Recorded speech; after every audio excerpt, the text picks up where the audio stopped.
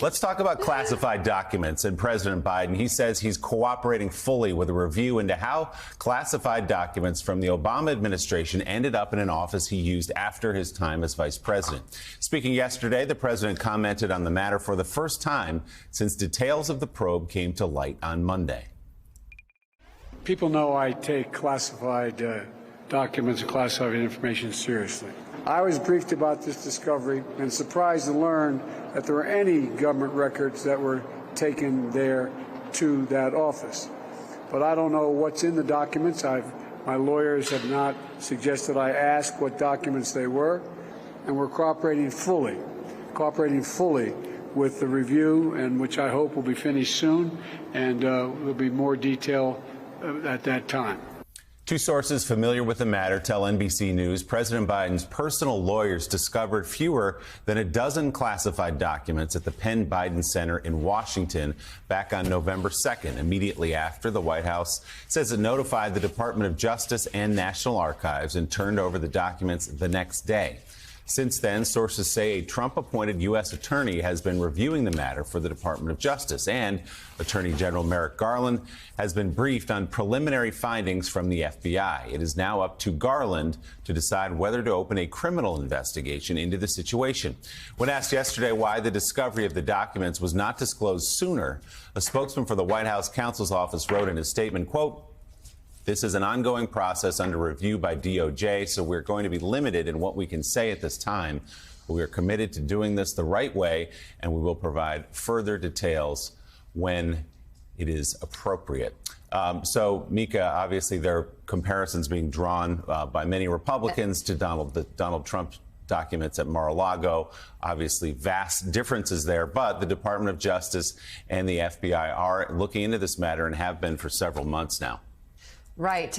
Immediate opportunity for the Republicans to pounce. So let's look at how the situation compares to the classified documents case involving former President Donald Trump. Trump, as you may recall, is under federal investigation after an FBI search of his Florida home and resort reportedly turned up more than 160 classified documents, 60 of which were top secret.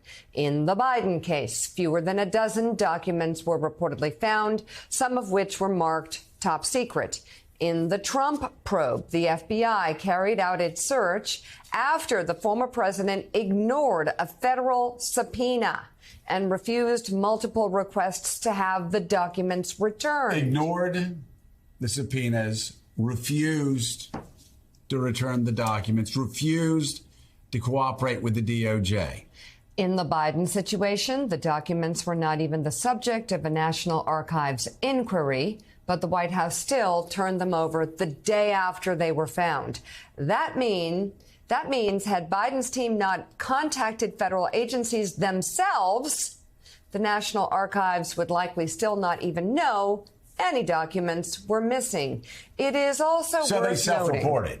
Right, they self-reported. Whereas Trump kept being contacted by the DOJ and the FBI. And had them hidden in a storage room in that club, Mar-a-Lago. They lied. They lied to the FBI. They lied to the DOJ. Trump did. Lied repeatedly to try to keep the documents. But you're saying, this is interesting, the Biden team found it and immediately contacted the DOJ and turned it over the next day. Yes, it's also worth noting. Some would say apples and oranges. It's also worth noting that shortly after Trump was ordered to turn over the documents, security cameras at Mar-a-Lago reportedly captured his team moving them from one location to another. Yeah, so there's another example of it. I mean, listen, again, Jonathan Lemire, this is, again, I understand that there are Republicans who think that their supporters and voters are stupid, and that makes me sad.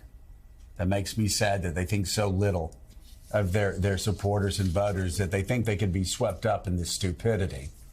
When, in fact, this is like comparing somebody who burns down a house. Let me, for the slower members of Congress that don't know who I'm talking about, Donald Trump, with somebody who caused smoke damage on wallpaper because they lit a fire and forgot to close the flue. There's a big difference here. Some would say this is apples and oranges. Yeah, the whataboutism is strong with this one, Joe.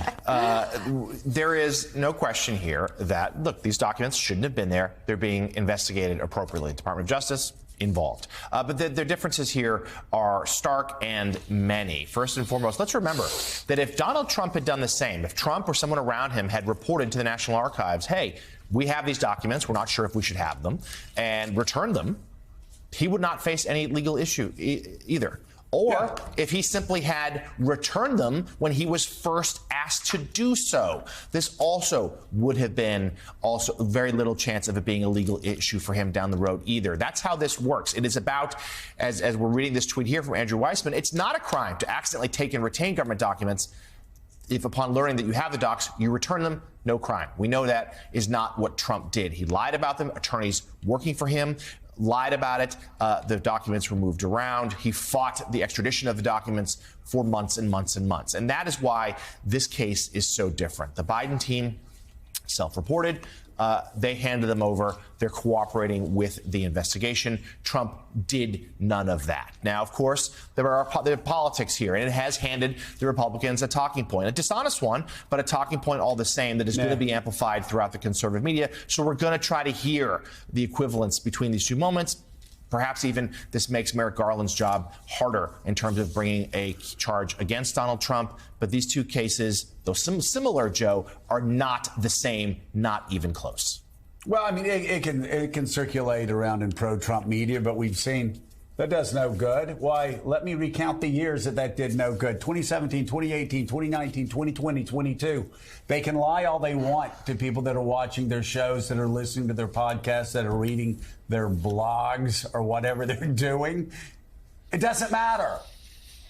Americans, the swing voters, the independents are on to the stupidity. As for Merrick Garland, I've heard this now for the past day or two. Oh, this makes Merrick Garland's job tougher because of politics. No, it really doesn't.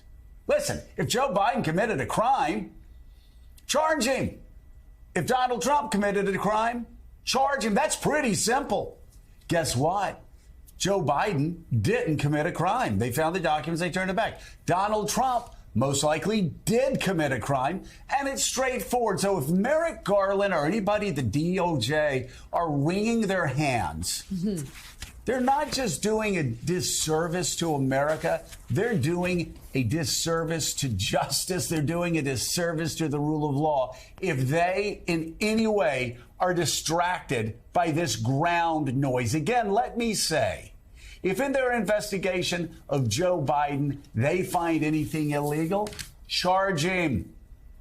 We're a nation of laws, not a nation of rulers who are above the law. I know Donald Trump thinks he is.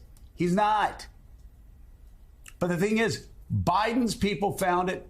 They immediately self-reported, turned it in the next day. Donald Trump lied repeatedly to the FBI, lied to the DOJ, withheld documents when he knew it was part of an ongoing inquiry. So again, I don't want to hear anybody from the DOJ saying, oh, well, this makes it harder for us to actually administer justice. No, actually, the opposite. Politics here, justice here, okay? Bring justice, prove that no man is above the law. Let's bring in political investigations reporter for The Guardian, Hugo Lowell. Hugo, you've been following this, and I mean, the differences between the Biden documents and the Trump documents are pretty stark. But where do we stand in the Mar-a-Lago documents investigation? Well, you know, the documents investigation, at least for Trump, is continuing at a pretty fast clip. You know, the lawyers for the Justice Department and the lawyers for Trump were in federal court last week, actually, to try and find a way forward on a number of issues, including, you know, a potential contempt motion, as well as whether the Justice Department will be able to get the names of the people that conducted a second search of Trump's properties at the end of last year and found a number of additional classified documents. The Justice Department won that fight, and according to our reporting, the Justice Department wants to question the people that did the search because they're not as independent, I think, as the Trump team first made them out to be. It sounds like they're actually people or part of an entity that Trump already knew and were close with, and so the Justice Department, I think, wants to question them to figure out if there is a pattern or a further pattern or obstructive behavior. So, Jackie,